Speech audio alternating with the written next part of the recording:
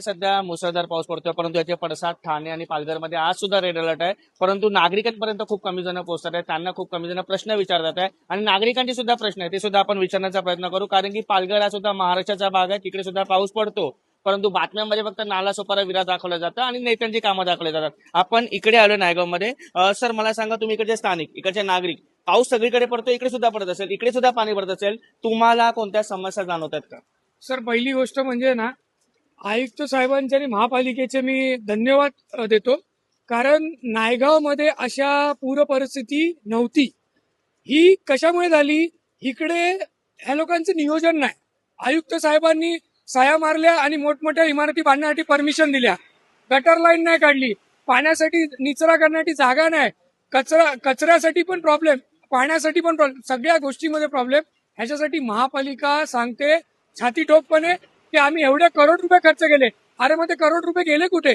कालपासून मी आपले आयुक्त साहेबांचे दौरे बघतोय. अहो, ते दौरे करण्याच्या आधी जर तुम्ही नियोजन केलं असतं ना, आज नायगाव सोडा, वसई विरार कुठेच हा प्रॉब्लेम आला नसता. यासाठी ना पूर्णपणे ना महापालिका दोषी आहे. सर एक प्रश्न तुम्हाला विचारतो, गेले 4-5 वर्ष सातत्याने तुम्ही पुरवठा करताय, त्या रस्त्याचं काय झालं? दरवर्षी पावसाळा आलं की तुम्ही रस्त्यावर येता, तुम्ही आंदोलनं करतात, कुठे ना कुठे रस्त्या बनताना दिसतो, नारळ फोडताना दिसतात, पुढे काय होतं? सर, नारळ फोडले जातात, ड्रोन उडवले जातात, खूप काही गोष्टी होतात. पण त्याच्यानंतर ना जैसे के वैसे. आज तुम्ही मला सांगा, या रोडसाठी करोड रुपयाचं सँक्शन आलंय. हा पावसाळ्याच्या आधी रोड होऊ शकला असता. डांबर सगळीकडे मिळतोय, आमच्या इकडेच कॉन्ट्रॅक्टरला डांबर मिळत नाही. ह्याचा जाब ह्या अधिकाऱ्यांना विचारला पाहिजे. अधिकाऱ्यांवरती कोणाचाच वर्चस्व राहिलेलं नाही. अधिकारी सर्वांना ग्रँटेड धरतात. लक्षात ठेवा, आज तुम्ही बघत असाल या नायगावला करोड रुपये खर्च करायला सांगितले आणि आमची संयुक्त मीटिंग आम्ही स्वतः उपमहापौरांना जाऊन भेटलो. महापौर म्हणला, उपमहापौर म्हणला 15 दिवसात येथे आम्ही रोड करून देतो. सूर्यवंशी साहेब तर आमचा फोनच नाही उचलत. ते पक्षाचे आहेत का महापालिकेचे अधिकारी, मला हेच कळत नाही.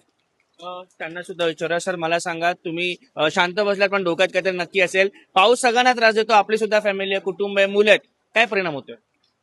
सध्या बघायला गेलं तर नायगावमध्ये सर्वात मोठा विषय म्हणजे ड्रेनेज आहे. आज तुम्ही बघाल तर ड्रेनेज अजिबात नाही आहे.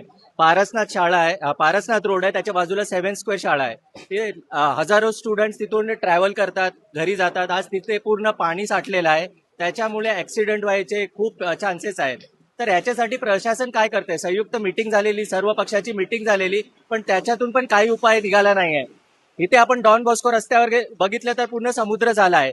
जर हे म्हणतात की आम्ही ड्रेनेजचं काम केलेलं आहे, मग एवढं पाणी का साठतो? ह्याच्यामुळे विद्यार्थ्यांना पण खूप त्रास होतोय आणि खूप ह्याच्यामुळे ऍक्सिडेंट होण्याचे पण चान्सेस आहेत. विद्यार्थ्यांचा प्रश्न काढला. मुळात नायगावमध्ये शाळा वाढत चालल्यात, विद्यार्थी वाढत चालल्या, पण त्यांच्या सुरक्षिततेचा, सेफ्टीचा कुठेच काही उल्लेख नाहीये.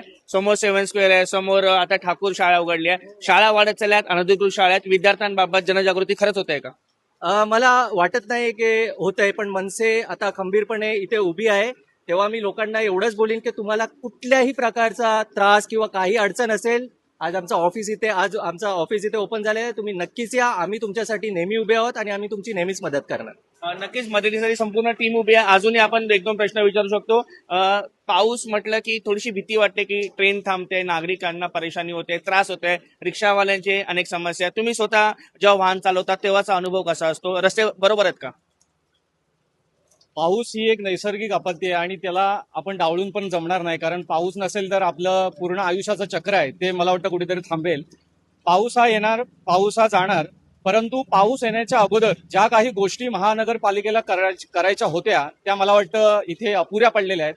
आणि ही परिस्थिती अशी जरी असली तरी महाराष्ट्र नवनिर्माण सेना नायगाव शहर प्रभाग क्रमांक 27 तर्फे आम्ही सदैव सर्व नागरिकांच्या पाठीशी आहोत.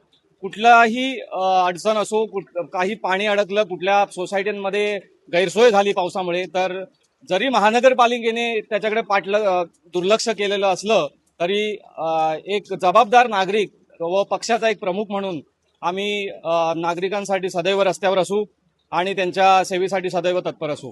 नक्कीच आपण पाहिलं की जरी सत्ताधारी पक्ष कुठे ना कुठे कार्यालयामध्ये व्यस्त असला, अधिकारी वर्ग सुट्टीचे कार्यरत असला, तरी सुद्धा महाराष्ट्र नवनिर्माण सेना त्याचे पदाधिकारी भर पावसामध्ये नायगावकरांच्या सेवेसाठी उपलब्ध आहेत.